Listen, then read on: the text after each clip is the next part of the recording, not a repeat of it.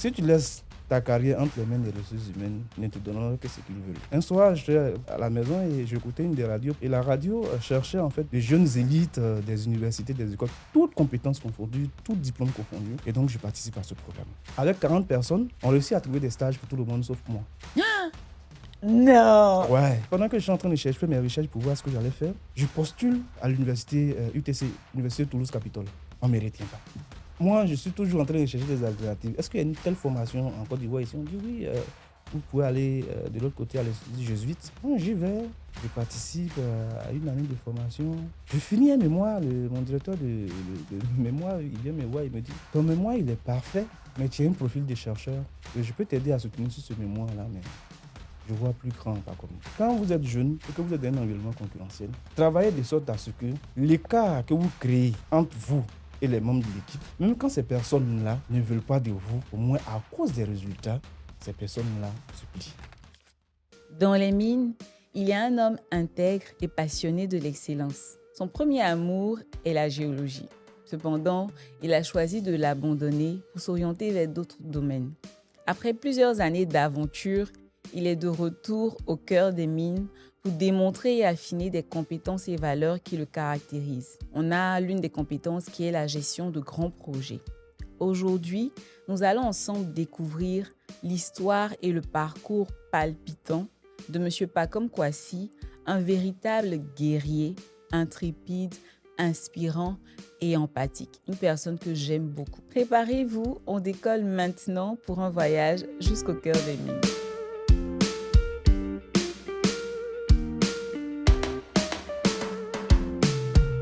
Bonjour, comment tu vas? Je vais bien, Marie, et toi? Ça va, super. Je suis trop contente de te voir. Le plaisir est partagé, en tout cas. Ça fait trop longtemps. Bon, pas aussi longtemps que ça. On s'est vu dernièrement. Oui, pas trop longtemps. Un after-work qui disait pas son nom, quand Je même. t'ai dit, on m'a appris comme ça. Oui. D'accord. Donc, je t'en avais déjà parlé, mon podcast Au cœur des mines. Et aujourd'hui, vraiment, je voudrais que tu puisses partager ton parcours, ton expérience, pour que ça puisse inspirer des plus jeunes, puis d'autres personnes aussi, même qui sont actuellement dans le domaine et tout. Donc, moi, je te connais, mais le public ne te connaît pas forcément. Donc, est-ce que tu peux te présenter, dire qui tu es, et puis aborder un peu ton parcours? D'accord, merci Marie-Laure. Merci aussi pour l'opportunité, hein, parce que je pense que quand on partage son expérience et son parcours, ça pourrait édifier certaines personnes qui se trouvent dans des situations qui n'ont pas forcément de repères, qui ne savent pas comment orienter un certain nombre de choses. Je suis pas comme Kwasi. Je suis cadre des mines, on va appeler ça comme ça. J'ai 13 années d'expérience professionnelle, 9 ans en tant que formateur, en tant que chargé d'études d'organisation et tout.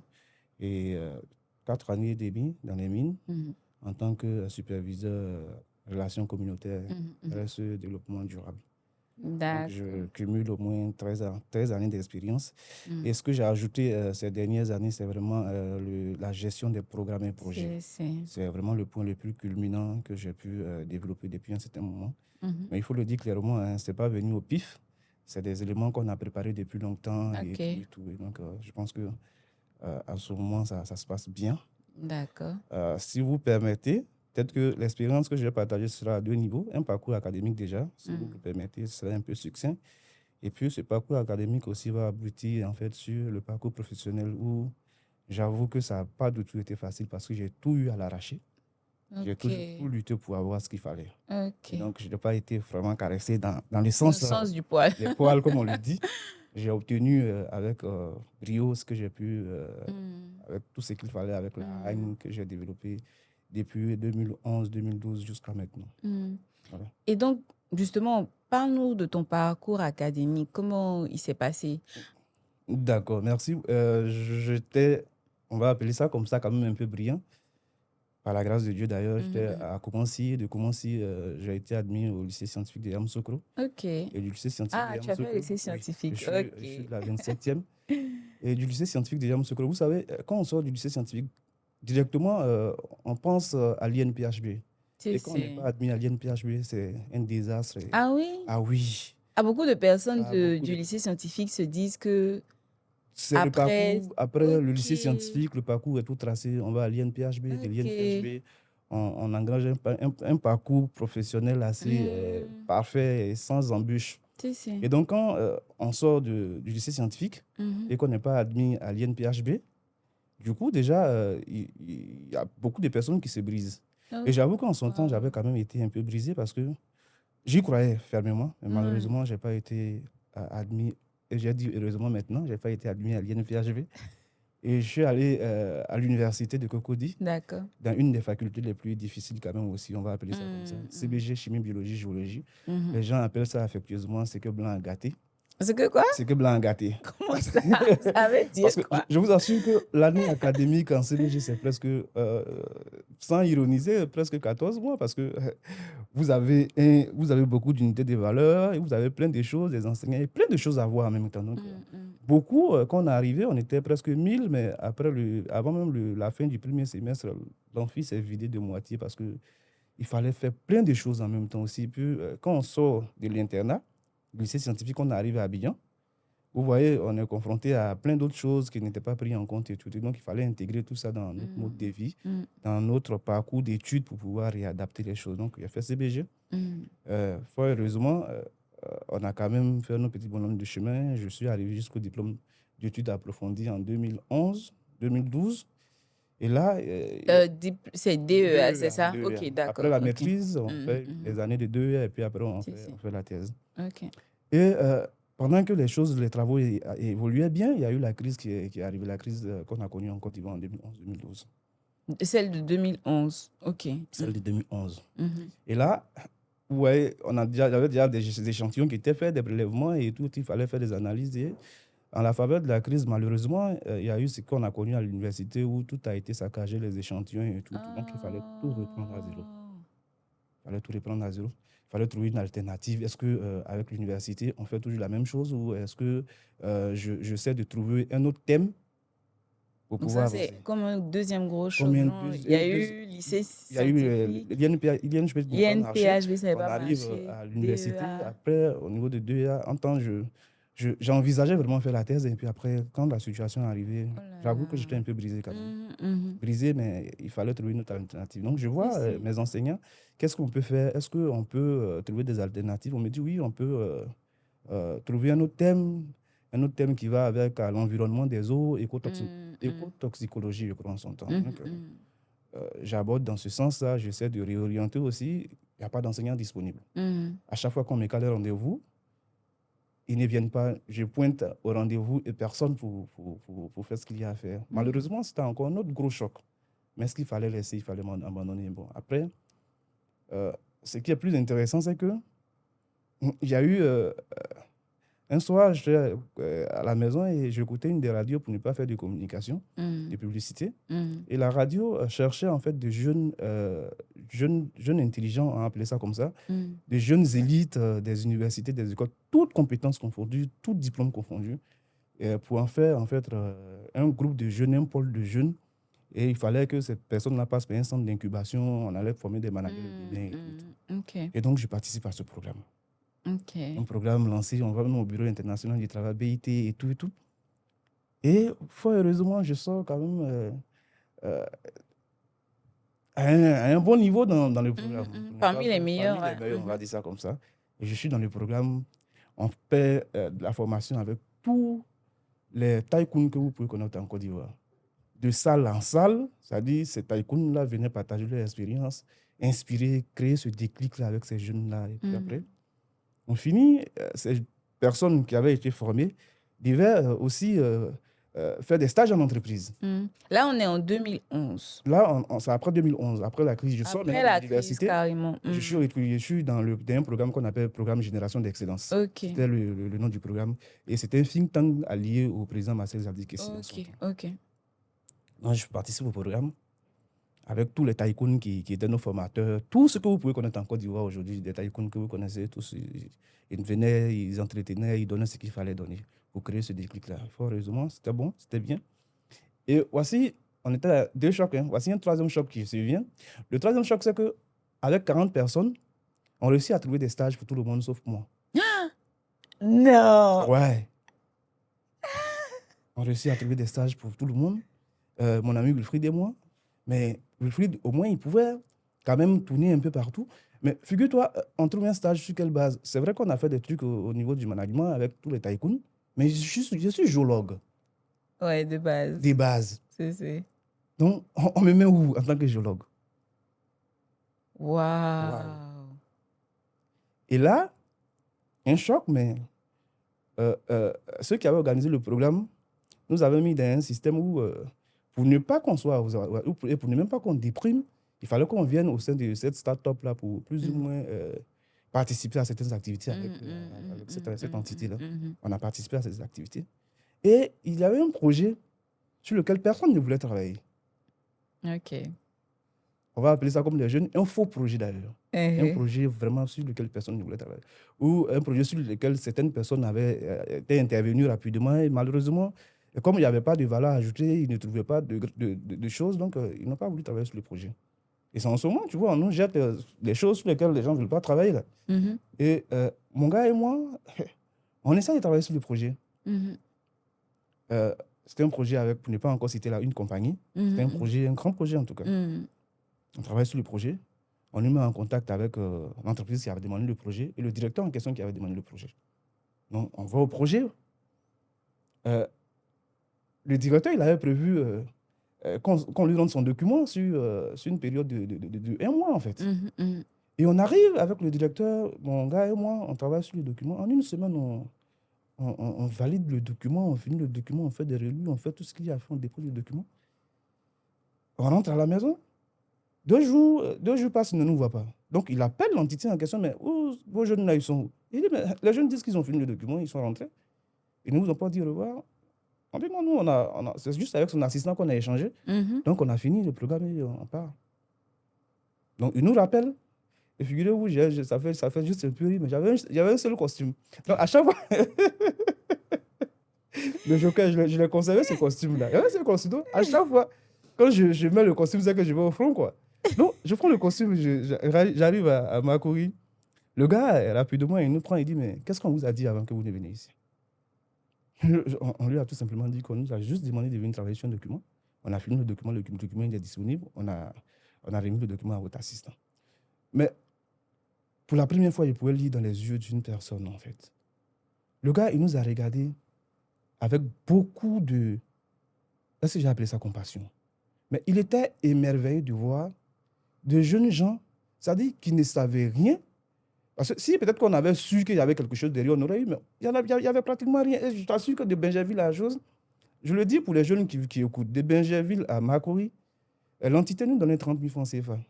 Et donc, on partait parce qu'il fallait gérer le transport, mais on ne mangeait pas parce que tu manges, tu reviens comment? C'est ça. Et malgré ça, on essayait de travailler ce qu'il fallait comme il le fallait. On a fini le document qu'on a déposé. Il nous a convoqués quand on est revenu. Pendant qu'il était en train de faire ses remarques sur le document, moi, j'avais juste mon ordinateur. Donc, quand il a fini ses remarques, on a intégré juste les remarques. Et puis, quand on sortait de la salle, j'ai donné la clé juste au gars pour qu'il imprime le document. Et encore, on est parti. Le gars, il revient le lendemain, il ne nous voit pas. Il demande à son assistant, mais ils sont où? Il dit, non, ils ne sont pas venus. Ils ont fini le document. Je lui demande comment ça? Non, quand on sortait de la salle, il m'a remis la clé. Et tout ce que vous avez demandé, ils ont intégré. On a imprimé, j'ai mis sur le bureau. Donc, Père à son âme, il rentre en contact avec lui. Je salue sa mémoire parce que c'est un mentor. Il rentre en contact avec nous, il nous appelle. Mais tu peux dire son nom, hein? Je suis très lourd, Emmanuel. OK. PLE, on l'appelle affectueusement à la compagnie ivoirienne de l'électricité. Donc, on sort, le document, il est bon, il est parfait. Et après, quand il fallait vraiment déployer le projet, parce que c'était un gros projet sur lequel il fallait déployer le projet, on demande qu'on nous envoie et malheureusement, le gars, il a tapé du poing sur la table, il a demandé, mais je veux mes deux jeunes gens là, parce que c'est des personnes qui ont travaillé sans rien, qui n'avaient pas de trucs. Et donc, on est rentré, on a entamé le projet et c'était parfait. On a commencé tout ce qu'il fallait comme parcours pendant un bon moment à la CIE. Donc, je le dis pour les jeunes gens et les personnes qui nous écoutent. Parce que bien souvent, des gens, quand ils arrivent à un certain niveau, ce qu'ils ne racontent pas, c'est les péripéties de leur parcours, en fait. Ce qui fait que certaines personnes ont toujours cru que les gens sont arrivés là où ils sont, ces personnes-là sont arrivées là où elles sont aujourd'hui. Malheureusement, il faut dire ce qui s'est passé et tout. Ok. Dieu merci, ça a été le cas. Je suis à la compagnie ivoirienne de l'électricité. Je suis chez la carrière professionnelle maintenant.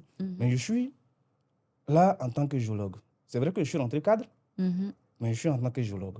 Parce que quand on ajoute les diplômes et tout. Et donc, Particulier, c'est dit que tu as la CIE. je suis à la CIE, mais Tu es géologue. non, je suis de formation géologue. Ah. J'ai un diplôme de géologue, mais je suis à la CIE. Ouais, bon, ok, je vois. Bon. Mais là, il fallait. Et à chaque fois, je vous assure que j'ai été quand même un peu... Mais le poste que tu occupais, J'étais formateur. formateur, Déjà fait ok, tout ce qui voilà. était, comment on appelle ça? Formation en management. C'est. Comme on était sur un projet, Ok. donc en tant que formateur. Mais je vous assure que quand tu es dans un environnement et que tu te sens défavorisé par rapport au diplôme que tu as, mais je vous assure que j'ai performé en fait. Parce que tu es dans un environnement avec des gens qui ont fait lettres modernes, avec des gens qui ont fait communication marketing. C'est-à-dire que c'est des personnes qui sont fluides en fait dans l'expression, dans tout ce qu'il fallait faire, formation et tout. Donc, il fallait rattraper le gap et mettre à niveau. C'est ça. Donc, déjà, il fallait beaucoup lire. Les jeunes gens lisaient beaucoup. Il faut lire en fait. Il faut creuser en fait. Et puis, il faut savoir aussi identifier des opportunités, je veux dire. Et fort heureusement, je me suis donné à corps, mais j'ai travaillé sur moi, j'ai identifié mes points les plus faibles et j'ai ressorti en fait ce qu'il fallait. Et j'ai sorti quelque chose d'assez intéressant. Et pendant cette période-là que j'ai passée avec TLE et tout, on faisait tout. Et je vais me permettre encore de lui dire, il disait, quand vous êtes jeune et que vous êtes dans un environnement concurrentiel, travaillez de sorte à ce que l'écart que vous créez entre vous et les membres de l'équipe, même quand ces personnes-là ne veulent pas de vous et vous jalousent, au moins à cause des résultats, ces personnes-là se plient. Et ça, c'était notre leitmotiv.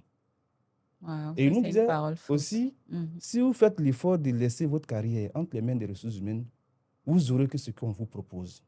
C'est ça. Donc, ne laissez pas votre carrière entre les mains des ressources humaines. Battez-vous, travaillez sur votre carrière et ce que vous aurez, vous l'aurez forcément mérité. Et c'est ce que c'est sur quoi vous avez travaillé depuis un certain moment. Donc, j'ai travaillé avec la CIE. Après, il y a eu pratiquement 5 années. Et après, un autre bim encore. Le projet est fini. Il fallait orienter tout le monde dans cette certaine direction. Nous, on affecte certaines personnes. Moi, on ne m'affecte pas. Encore. Je suis là, je traîne. Il y a forcément quelque chose à comprendre dans ces blocages à chaque fois. À chaque fois. On affecte tout le monde, on ne m'affecte pas. Et je fais une année, une année en train de grandir, en train de végéter. Et matin, je me réveille. Toujours au même poste ou bien à la maison? Au même poste. Bon, j'avais pas de poste, mais j'avais plus d'activité en fait. Okay, l'activité c'était vidé carrément. Donc, okay. Vous pouvez être là, vous, le matin, vous n'avez pas forcément grand-chose à faire en fait. J'étais là pendant cette période-là et je vois un poste cadre chargé d'études d'organisation. Okay. Chose que je n'ai jamais fait, études d'organisation et tout. Il fallait avoir un esprit critique et tout. Je participe à la chose, je soumets mon dossier, on m'invite à un entretien. Au sein de l'organisation, ok. Je vais encore au front et je finis l'entretien, on me dit que je suis retenu. Ah, super. Ok, je suis cadre chargé d'études d'organisation. Ça se passe bien, tout se passe bien et tout. Mais pendant cette période, quand à chaque fois on vous rabâche et que dans votre présentation, vous arrivez sur la partie diplôme et que vous sortez géologue, que les gens tout de suite se disent, sont un peu surpris. Sont un peu surpris. Je pense que c'est une remise en cause qu'il faut faire aussi. Parce qu'à un certain moment aussi, il faut pouvoir réajuster son profil et donner une dimension à un certain niveau de sa carrière.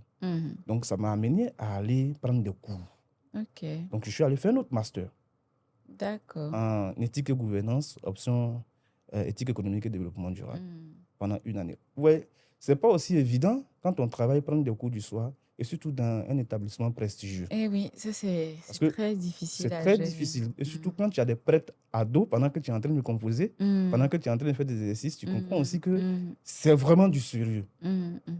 il fallait encore faire cette traversée-là pour pouvoir se remettre dans une autre dimension. Mais quand je l'ai fait, j'avoue que je souris un peu parce que après, je me suis dit, mais attends, à la base, tu es géologue. Si à chaque fois, tu te rabâches, toi, tu es géologue, tu fais quoi ici? Toi, géologue, tu fais quoi ici? Mais retourne dans ton environnement minier. C'est ça. Et un soir, Tu je me as suis assis, je dis, abandonné ton premier amour, mais non. mais attends, on te rabâche tout le temps ton premier amour, mais retourne dans ton environnement. Peut-être que tu n'es pas à ta place, mais retourne dans ton environnement. Et comment retourner dans mon environnement? C'est ça. Comment? Est-ce que je repars toujours en tant que géologue? Parce que je n'ai plus pratiqué. Je suis sorti de l'université depuis, et je n'ai plus pratiqué. Est-ce que je repars en tant que géologue? Ou je change carrément de dimension? J'étais vraiment en train de réfléchir à plein d'autres choses. Et en ce moment, je vous assure qu'il y a quand même quelques difficultés. Hein. Je finis, je vois, pendant que je suis en train de chercher, je fais mes recherches pour voir ce que j'allais faire. Je postule à l'université UTC, Université Toulouse-Capitole, pour faire droit et développement durable. Ok. On ne me retient pas. Mais les noms, là, moi, quand je regarde tout ce que tu expliques, je me rends compte que tous les noms ont été juste des redirections, en fait. Oui, des redirections. C'est vrai qu'il y a eu des noms, des échecs ou des arrêts, mais ça t'a redirigé quelque part pour t'aider à te préparer, en fait, tu vois. Donc, quelque part, c'est vrai que ça a fait mal dans la période, mais quand tu fais le cumul aujourd'hui, tu te rends compte que c'est comme si c'était juste des bornes qui t'aidaient à revenir sur le chemin que tu Exactement, c'est parfait, c'est une très bonne compréhension. Et donc, je postule, ça ne passe pas. Ok. Donc, moi, je suis toujours en train de chercher des alternatives. Est-ce qu'il y a une telle formation en Côte d'Ivoire ici? On dit oui, vous pouvez aller de l'autre côté à l'Institut jésuite, ils font la même formation. Donc, j'y vais, on a une promo, ça se passe, on fait des tests encore, comme d'habitude. On finit les tests, bon, je suis retenu, je participe à une année de formation, j'écris mon mémoire, je finis et tout, et tout. Je finis un mémoire, mon directeur de mémoire, il vient me voir, il me dit, ton mémoire, il est parfait, mais tu as un profil de chercheur. Et je peux t'aider à soutenir sur ce mémoire-là, mais je vois plus grand, pas comme. On est à quelques mois, et si on ne dépose pas le document, tu es forclos, tu payes une pénalité parce que... Est-ce qu'il fallait continuer? Est-ce qu'il fallait... Donc, il me dit, je te laisse le temps de réfléchir. Et il me dit une chose, sois malléable, tu verras comment les choses vont bien se passer. En fait, lui, il te proposait de faire un doctorat? Non, de changer de thème carrément. Ah, passer un truc de recherche. Ok. Pour que ce soit beaucoup plus... Et il me donne un thème, l'effet des initiatives de responsabilité sociétale des entreprises sur la performance au travail. Ok. Waouh. Et là, je descends carrément, je suis malléable. Je sors même un modèle, je propose un modèle. Il y a un document de l'autre côté qui est assez intéressant. Je propose même un modèle de performance au travail sur la base de la RSE. Donc, on te pose le document, ça se passe bien. Et il y avait mes assesseurs, il y avait plein de personnes avec un éminent professeur de l'université Bouaké, Sciences Éco, qui était mon directeur. On a finalisé, tout s'est très bien passé. Je finis, tu as encore la CIE, il faut... Maintenant, dans la même boîte, il faut aussi te réorienter. Parce que là, tu étais géologue. Maintenant que tu as un master en RSE développement durable, il faut pouvoir, en son temps, à la compagnie, il n'y avait pas encore de direction, on a dit formelle. Et donc, on était des points focaux, on grappillait sur quelques activités de la RSE. Il faut retourner dans les mines. Souvent, quand on est en face des murs, bien souvent, il faut comprendre le message. Et donc, toutes mes orientations, c'était maintenant comment je retourne dans les mines. Je suis géologue. Déjà, c'est bon. J'ai fait la RSE développement durable. Éthique et gouvernance, éthique économique, tout ce qui est accompagnement communautaire. Je suis formateur.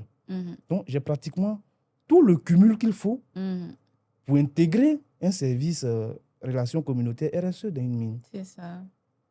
Et donc, je vois une offre.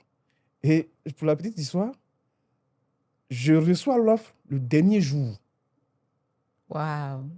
Le dernier jour, je reçois l'offre. Je crois que c'était le 28 février. C'était la limite de temps, en fait. Oui, la date limite de dépôt. Je reçois l'offre.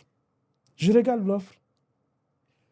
Tout ce qui était décrit, c'était pratiquement mon profil et mon portrait. C'est ça. Vous voyez, quand on prépare une carrière et qu'on met des puzzles, à un certain moment, tout s'assemble et ça dessine C'est votre ça. profil clairement. C'est ça.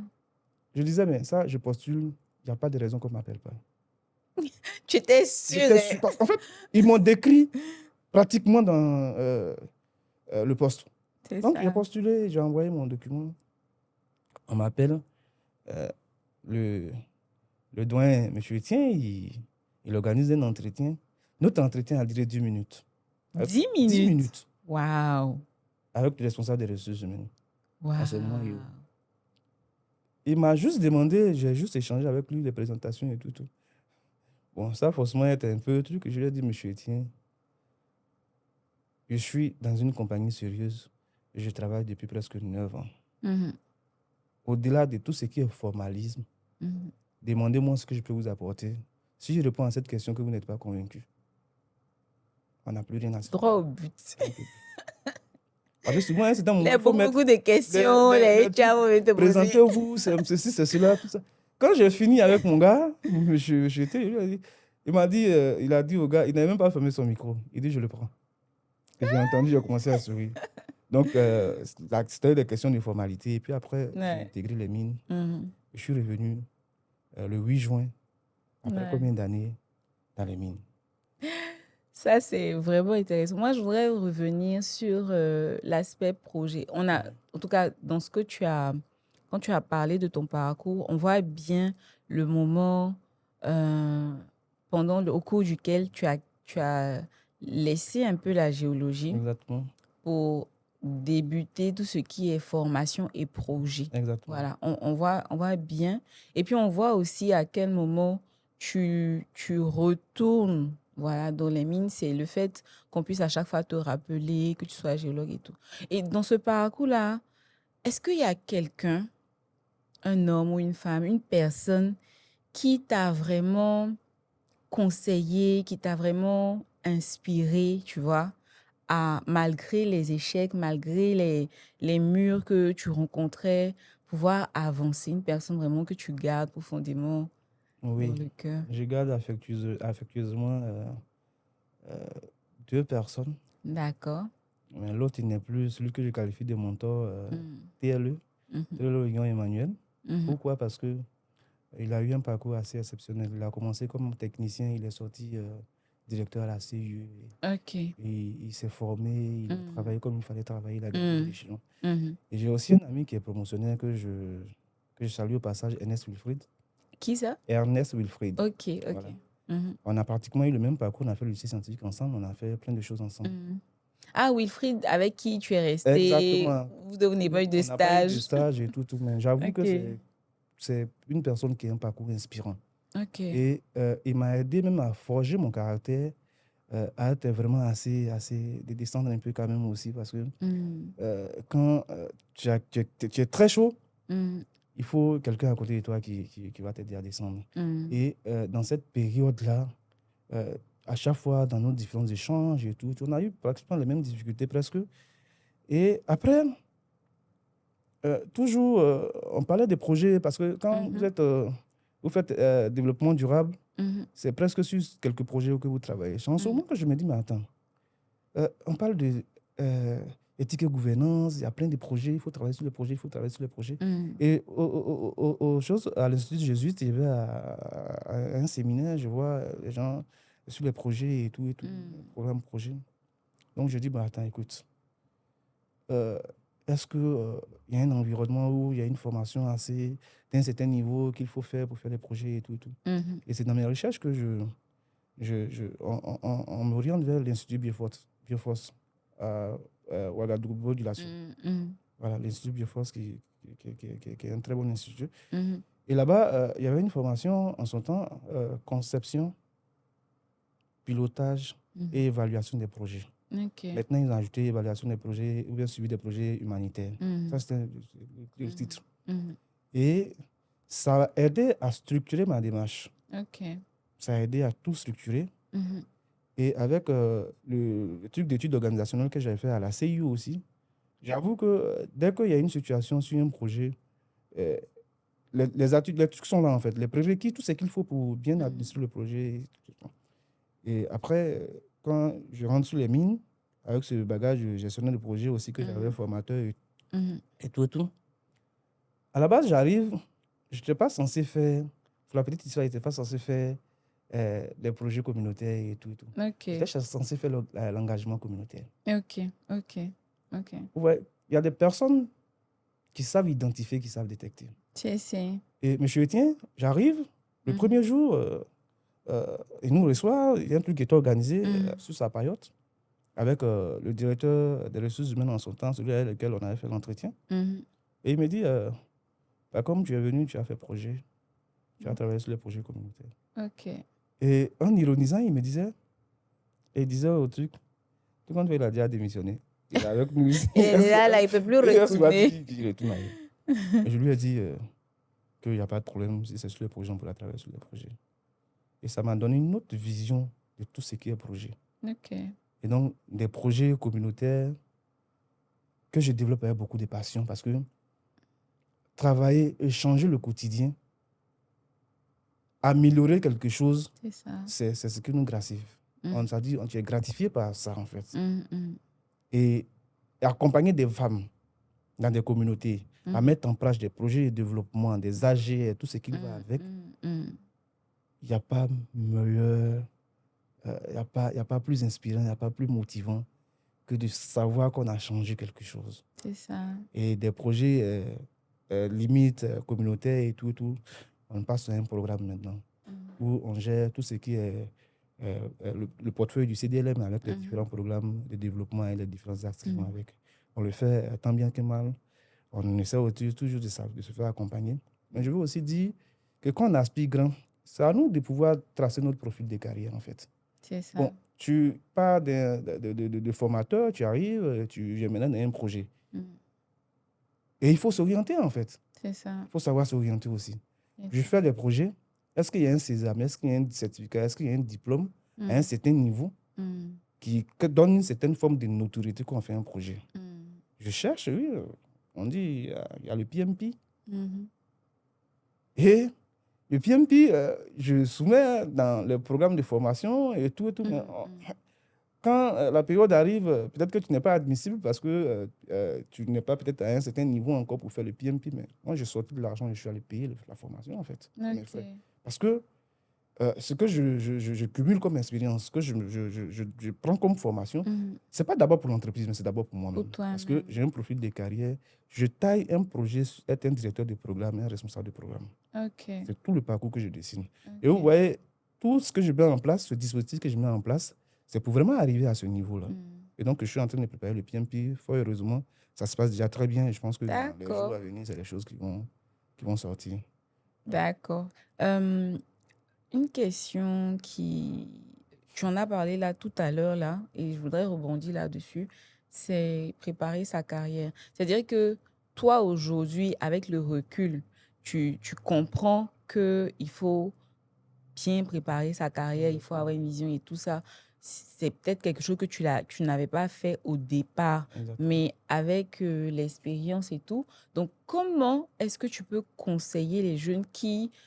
D'abord, ceux qui sont à l'extérieur du domaine des mines et qui veulent l'intégrer, et ceux qui sont à l'intérieur, qui avancent, voilà, sans forcément avoir de boussole. Comment est-ce que tu peux les conseiller? Qu'est-ce que tu peux leur dire, voilà, de faire par rapport à leur carrière? D'accord. Ceux qui sont déjà à l'extérieur des mines, qui veulent peut-être intégrer l'industrie des mines. Vous voyez, dans les mines, il y a tous les profils, hein. Il y a tout ce qu'il faut comme carrière. Il y a ceux qui font du management, il y a ceux qui font tout ce qu'il faut, la RSE. Tous les profils sont représentés. C'est ça. Tous les profils sont représentés. Il faut juste savoir s'orienter. Qu'est-ce qu'on veut réellement? On n'intègre pas les mines parce qu'on veut se faire une manne financière assez importante. Ça peut être une des raisons.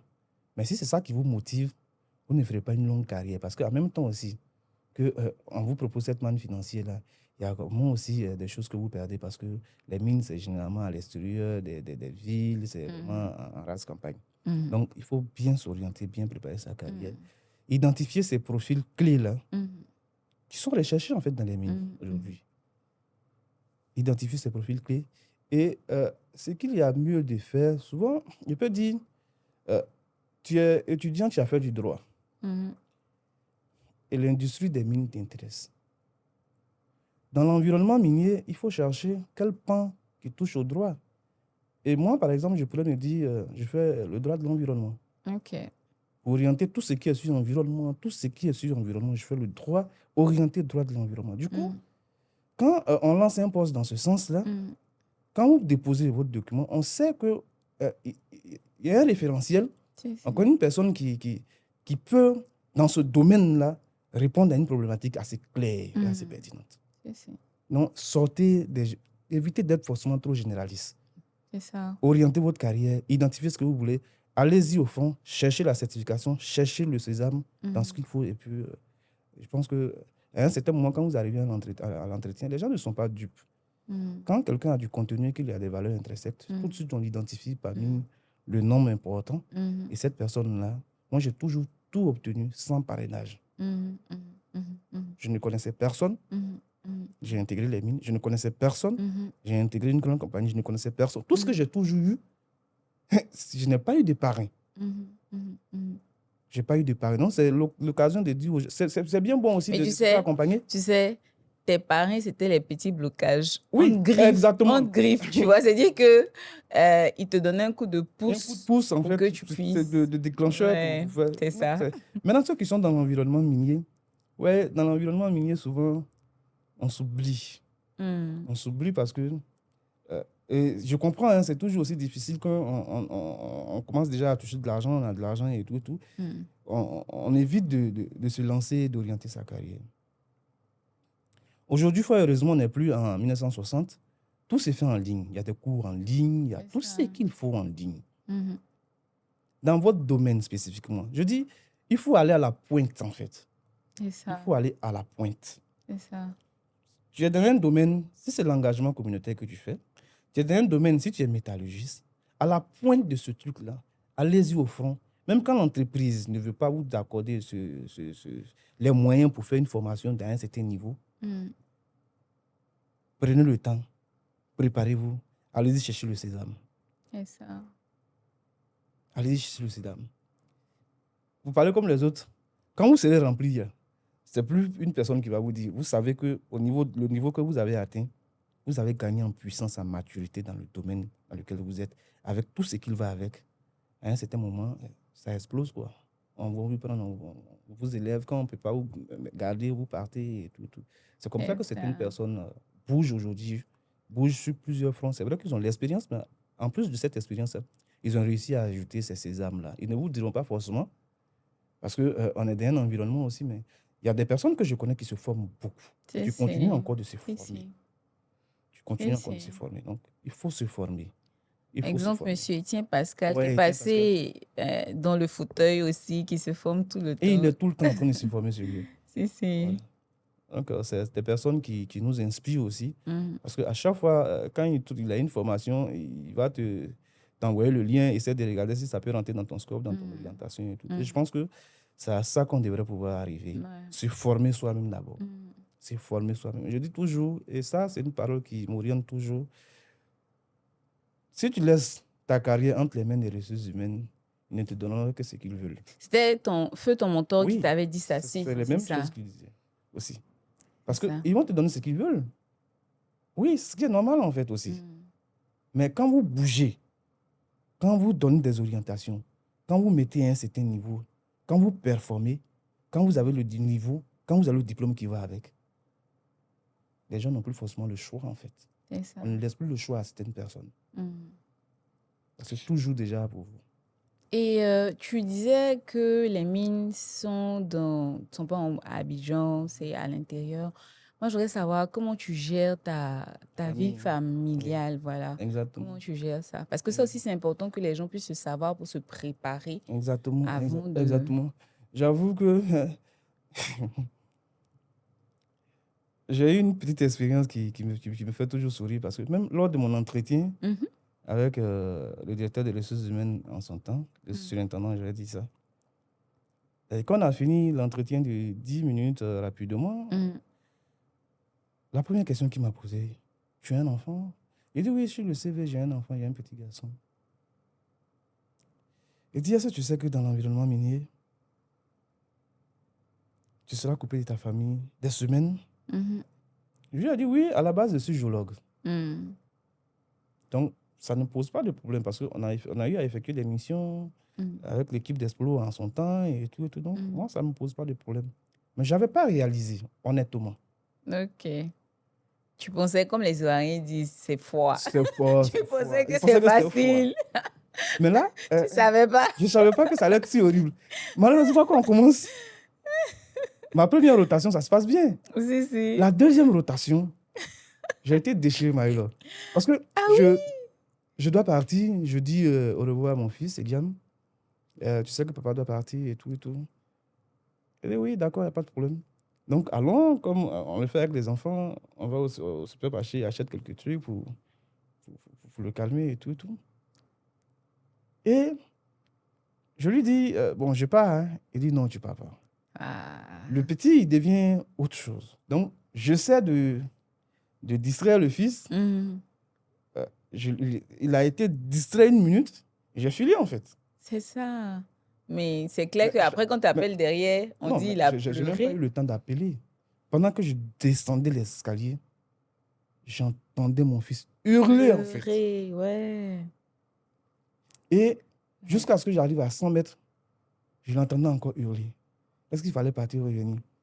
Mais je disais, bon, ça allait passer. Mais je vous assure que quand je suis arrivé, de la navette jusqu'à ce que j'arrive sur la mine, je n'ai pas ouvert la bouche. J'entendais encore ces hurlements, en fait. Ouais, c'est ça. C'est ce petit côté Ça un peu... déchire, en fait, ce Ouais. détachement. Et mais, vous avez aussi une femme, une épouse, Mm. qu'il va falloir accompagner, qu'il va falloir aider et tout et tout. Heureusement, ce qu'il faut aussi faire dans ce genre de situation, c'est que c'est le moment de vraiment cultiver l'amour, en fait. Quand je parle de C'est ça. cultiver l'amour, il y a déjà un manque, un déficit qui a été créé parce que vous n'êtes plus là. Mhm. Il y a l'autorité du père Mhm. qui sera assumée désormais par La madame, maman. maman et tout, Mhm. tout, et ses fils. Mhm. C'est vrai qu'on se trompe souvent et on se dit, comme je ramène de l'argent et ça ne gère rien. C'est ça. On se dit que ça peut Ça compenser ne un compense, peu. ça ne compense rien. Mhm. Ça ne compense rien. Ouais, Ce qu'il faut, c'est vraiment d'accompagner les gens. c'est ça. D'accompagner les gens, Avoir des temps de appeler, avoir des temps de qualité. qualité, Ouais. parler avec ses enfants, parler Mhm. avec elles, créer ce truc-là. Et quand vous arrivez, il faut créer des moments de qualité avec la famille. Ouais. Il faut Ça, c'est accompagner la très famille. important. Ouais. Il faut faire ce qu'il faut. Et il faut vraiment parler avec vos femmes. Mhm. Il faut leur expliquer. Il faut qu'elles soient dans vos quotidiens. Il faut être dans son quotidien. Il faut vraiment l'accompagner. Parce Et que c'est là aussi, désolé, c'est là aussi où j'ai demandé à plusieurs personnes où c'est vraiment important d'avoir une femme qui te comprend. exactement. Qui te comprend. Sinon, non seulement tu auras des maux de tête parce que tu sais que les enfants sont tristes, mais tu auras aussi des maux de tête parce que ta femme va se plaindre tout le temps de ton absence. Et Exactement. ça peut être Mais compliqué. c'est pour ça qu'il faut faut avoir cette culture de l'amour là, parce que au moins dans cette culture de l'amour, quand tu lui partages ta vision sur pourquoi tu pars et les délais que vous vous donnez, ce que vous devez réaliser ensemble, et aussi le plus important, beaucoup ne le savent pas, mais en ce moment, faut pas que ce manque-là, on pense on le compense avec de l'argent, en fait. Il faut qu'elle sache, il faut qu'elle comprenne aussi que ce que tu gagnes là-bas aide vraiment la famille, en fait. Mm. C'est ça. Parce que si vous n'avez pas de moment de qualité, tu travailles sur une mine, Mhm. la vie de la famille n'a pas changé, Mhm. clairement. Il n'y a pas une épargne assez conséquente. Mhm. Quand il y a un choc, vous êtes toujours en train de chercher. Mhm. Mais quand sans une sécurité, peu importe ce qu'on dira, la femme, c'est la sécurité. C'est Il faut ça. lui garantir une certaine forme de sécurité. C'est ça. La sécurité, c'est vrai qu'elle est affective aussi, mais une sécurité financière, Mhm. déjà. Mhm. Et il faut qu'elle voie les finances de la Mhm. famille. Mhm. Il faut qu'elle voie à quel niveau la famille se trouve du point de vue financier. Mhm. Mhm. de sorte à ce que ça matche avec la vision que tu développes avec elle, d'investir, d'accompagner, de créer beaucoup d'activités. Donc, c'est dire que la femme doit avoir clair dans ton âge. Ça ne dérange même pas parce que... Messieurs, Non, ça ne madame doit dérange pas. avoir clair dans les jetons. Même si... Ça dit... Moi, ça me fait un peu sourire parce que même si elle voit clair, les hommes, ils ont toujours leur budget de souveraineté. Donc, ça ne dérange pas.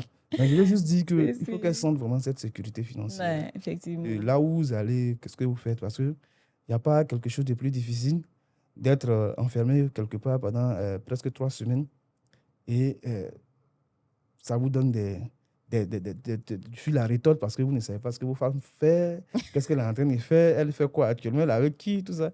Mais je pense que quand vous cultivez cette confiance, c'est que vous avez de bonnes femmes, ça aide. Ouais. Ça aide. D'accord. Donc, la première partie des questions, c'est bon. Et je vais te poser quelques questions qui donnent à creuser un peu plus sur toi, que j'ai dénommé en profondeur. Ok. Donc, quelle est ta plus belle rencontre dans le domaine des mines? T'as où t'es. C'est-à-dire que voilà, tes plus belles rencontres dans le domaine des mines. Je ne vais pas prendre l'aspect, le côté avant les mines. Je veux vraiment me concentrer sur les mines. Mes plus belles rencontres. Déjà, ça me fait un peu sourire parce que quand tu sors d'un environnement familial et que tu arrives sur les mines, déjà, il y a une cassure en fait. Mais j'avoue que sur la mine, j'ai croisé des personnes.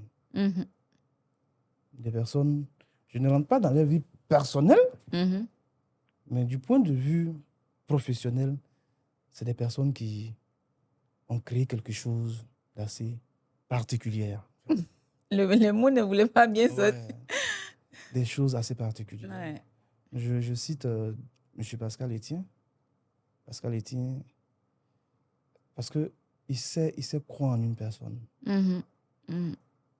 Avec lui, il n'y a pas de mur, en fait. Allez-y au front, il te jette dans la mare et puis tout compte fait, tu vas te débrouiller, tu vas sortir, en fait. C'est des personnes qui orientent, c'est des mentors qui orientent. C'est ça. Il y a aussi l'autre que j'aime beaucoup, M. Carolus Kadjo. Il est ancien du lycée scientifique aussi, mais c'est une personne qui, fort heureusement, qui n'est plus peut-être dans la même entité minière, mais qui continue de parler avec lui de temps en temps. On travaille sur... il nous donne quelques orientations quand on a besoin, à son autre personne. Et puis, bien évidemment, on met tant de président des femmes. Donc, il y a des personnes sur la mine aussi. Je parle beaucoup avec toi, Marie-Laure, sur beaucoup de choses. On parle beaucoup de choses. Donc, j'ai fait de très belles rencontres sur cette mine-là. Okay. Il y a des personnes qui ont un parcours inspirant. Et moi, je dis toujours, je vais le répéter encore, des femmes d'un environnement minier, à chaque fois que vous voyez une femme d'un environnement minier, vous ne savez pas à quel point c'est beaucoup de joie que parce que on parle, mais je sens que c'est beaucoup de sacrifices. C'est ça. C'est beaucoup de sacrifices. Et donc, toutes les femmes qui sont sur des entités minières, recevez mes salutations les plus fraternelles et sachez que je vous aime beaucoup pour ce travail extraordinaire. Que votre président et votre soutien. Salut. Quelle est la rencontre? Moi, je considère qu'il n'y a pas de mauvaise rencontre. Mais quelle est la rencontre qui t'a donné le plus de leçons de vie dans les mines? Après, tu n'es pas forcément obligé de donner un nom, mais peut-être tu peux parler d'un contexte. Ça m'a fait du bien, en fait. Ok, d'accord. C'est mon grand frère, affectueusement, Nicolas Kwadjo. Ok, d'accord. Nicolas Kwadjo, j'avoue que c'est une personne qui... Avec cette personne, j'ai développé plusieurs niveaux pour gagner sa confiance. Ok, d'accord. Vous arrivez dans un environnement, on ne vous connaît pas. C'est ça. On ne vous connaît pas, vous tombez comme quelqu'un et tout. Et il fallait à chaque fois démontrer des choses. C'est ça. Et il y a un événement qui m'a vraiment marqué ce jour-là. Quand on a fini, il m'a appelé dans son bureau. Ok. Il m'a dit, jeune frère, j'avoue que je ne te connaissais pas. Je ne te connaissais pas. Mais avec tout ce que tu mets en place, avec tous les risques que tu prends, avec ce courage que tu as à aller frontalement aller chercher des choses, j'avoue que Franchement, j'apprécie vraiment ton niveau de développement. Waouh. Et quand il le disait, c'était avec beaucoup de pincement. Tu pouvais voir dans les yeux quelqu'un qui est satisfait, mais qui, peut-être que, qui n'avait pas misé sur un tel cheval, en C'est fait. ça, c'est ça. Mais aujourd'hui, c'est tout le temps, on se parle régulièrement. Quand il y a Mm. des événements, il est tout le temps là. Quand il y a quelque chose, c'est Nico, grand frère, on se parle et tout. Mm. C'est vraiment une personne vraiment à un certain niveau, quoi. C'est ça. Très inspirant. Il travaille bien, il accompagne. Et il m'a vraiment aidé à sortir de moi. Parce que, et un jour, il nous a dit, mais vous, les jeunes, là, vous pensez qu'on ne vous torture pas là, vous n'allez pas sortir le génie qui est en vous. C'est C'est devenu ça. paresseux, il faut que le génie sorte. C'est ça. Voilà, donc c'est vraiment quelqu'un qui m'a fait bouger Mhm. pour sortir, Ça a bousculé un peu. bousculer un peu pour faire sortir les Mhm. choses. C'est ça. Donc, Ok. Et quelle est ta plus belle réalisation? Jusqu'à présent, et c'est vrai que tu n'as pas encore fini, mais pour l'instant, quand tu regardes, l'une des plus belles réalisations qui te rend fier aussi en dehors dans les mines. des femmes qu'on a accompagnées dans les projets, Les femmes. Mhm. ouais, quand on arrive dans un village où on a, je veux dire, 5 villages directement impactés Mhm. et que on réussit à fédérer les femmes autour des projets Mhm. et qu'à la fin des fins, tu entends pendant une fête populaire des femmes chanter et citer ton nom. Ça fait plaisir. J'ai regardé cette vidéo affectueusement. Du point de vue projet d'infrastructure, quand vous arrivez sur la voie Aléa Okoro, l'école primaire d'Aléa, ah, mais Nicolas s'est battu. Il fallait des hommes pour l'accompagner. Il fallait des hommes pour l'accompagner. Il fallait démontrer tout ce qu'il fallait pour que ce projet-là connaisse ce qu'on a aujourd'hui. Aujourd'hui, quand on passe, quand on voit le truc de l'entreprise, c'est vraiment un projet. Mais à la base, ce n'était pas ça. Hein. À la base, il y a eu trop de choses. C'est ça. Parce qu'il fallait détruire un bâtiment. Il fallait démontrer que le bâtiment Remonter devait tout. détruire le bâtiment. Il fallait qu'il soit détruit. Il fallait plein de choses. Mais on a réussi à proposer des arguments. Sur proposition, nos patrons nous ont fait confiance. Les managers d'alors, Nicolas et M. Etienne, ils ont monté le projet, ils ont porté le projet. Ils ont su mettre ce projet-là dans un moule qui fait aujourd'hui que à chaque fois qu'on passe en termes de communication, en termes de réalisation, ça donne déjà ce résultat. Donc, j'avoue que je suis fier de ce projet-là. Et à chaque fois que je passe à cet endroit-là et que je vois le nom de l'entité sur ce mur-là, j'avoue que j'ai quand même cette satisfaction. Ok, donc les 2 dernières questions. Quel est ton plus grand regret? Mon plus grand regret. Ou, bon, ouais, si tu veux, un regret.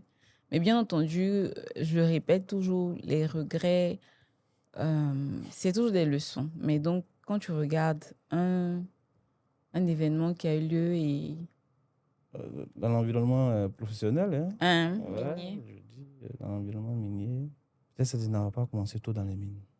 Ok, Ça d'accord. n'aurait pas commencé tôt dans les mines. Parce que c'est vrai que je ne suis pas à un bas niveau, mais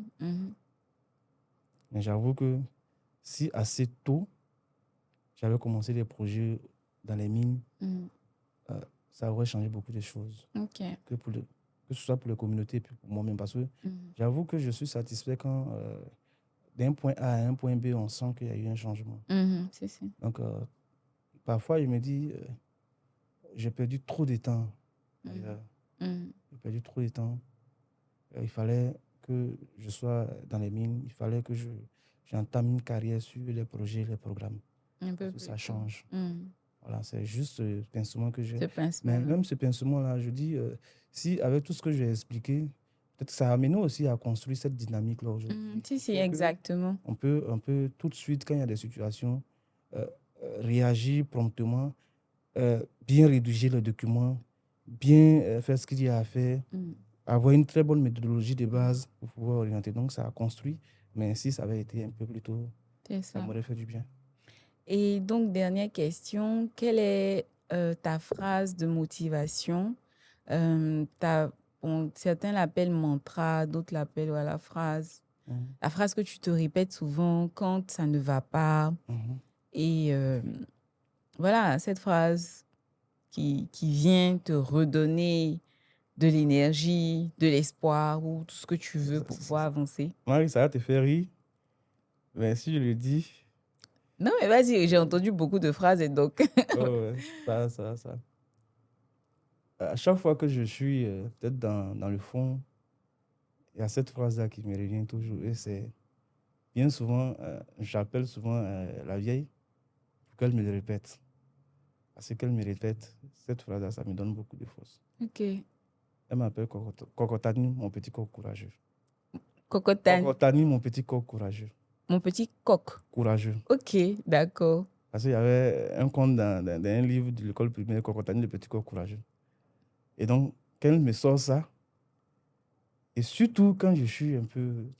La seule chose que je me dis, mais où est passé ton courage, mon coq? Waouh. J'avoue que c'est une explosion d'adrénaline Ouais. qui... Et là, elle a sorti pour la première fois, quand on arrive au lycée scientifique, et qu'elle m'attendait dehors parce que je devais prendre la plupart du temps, et on me fait asseoir, on me dit interrogation.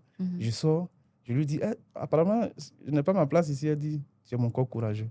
Waouh. Tu es mon corps, le petit corps courageux. Et donc, je voudrais peut-être dire aux autres, aux jeunes gens, il y a des personnes qui inspirent. Les personnes qui inspirent, il faut chercher ces personnes. C'est ça. Et puis comprendre aussi que rien ne s'obtient aussi facilement, en fait. Que ce soit un parcours académique, que ce soit un parcours professionnel, les gens ne vont pas vous donner ce que vous voulez. Il faut aller arracher, en fait. C'est ça. Mais dans le bon sens, en fait. Ouais. Pas avec des pots de banane, pas avec ce qu'il faut, pas en torpillant. Mais il faut arracher ce qu'il vous revient. Avec le travail. Avec le travail. Puis le Un courage. acharnement au travail. Une ouverture d'esprit. Et puis aussi, accepter les critiques. Accepter les critiques. On n'est pas parfait professionnellement. On a quand même des points faibles. Il faut les accepter, les intégrer, travailler sur ces critiques-là pour pouvoir on n'est pas, nous ne sommes pas tous mauvais, en fait, dans l'entreprise. Tout le monde n'est pas mauvais. Mais il y a des personnes qui peuvent vous accompagner, qui peuvent vous aider. Identifier ces personnes-là. Et puis aussi, une bonne petite dose de spiritualité. Parce que quoi qu'on dise, à un certain moment, quand vous êtes plus faible, il faut trouver des ressources en vous-même, se recueillir, chercher ce truc-là, ce déclic-là, pour pouvoir rebondir. Et donc, le parcours n'a pas été forcément assez exceptionnel. Il y a eu plein d'embûches, il y a eu plein de choses. Mais il faut pouvoir utiliser ces éléments-là comme des catalyseurs pour pouvoir avancer, déclencher des choses. Moi, c'est à chaque fois que je suis en face d'une situation qui me bloque que je sens que je suis fort, en fait. Parce qu'en ce moment, il faudra trouver une alternative. Il faudra que le coq courageux apparaisse. Voilà. Il faut que je saute le cocotani pour pouvoir bouger, faire sortir, sauter les verrous, quoi. C'est ça. Donc, soyez patient aussi, parce que faut être patient. Souvent, on veut vite y arriver. C'est ça, c'est vrai. Moi, je veux citer une de mes collègues, là, Kone Fatoumata, qui disait, un fruit qui n'est pas bien formé, qui veut mûrir, pourri sur l'arbre, en fait. Il ne tombe même pas. C'est ça. C'est ça. Un fruit qui n'est pas bien mûr, qui n'est pas formé, qui mûrit sur un arbre, finit par pourrir rapidement. C'est ça. Donc, prenez le temps, soyez patient. Il n'y a pas, pour parler comme les jeunes, il n'y a pas quelqu'un qui n'est pas frustré. Nous tous, on est frustrés. Nous sommes des frustrés dans la vie.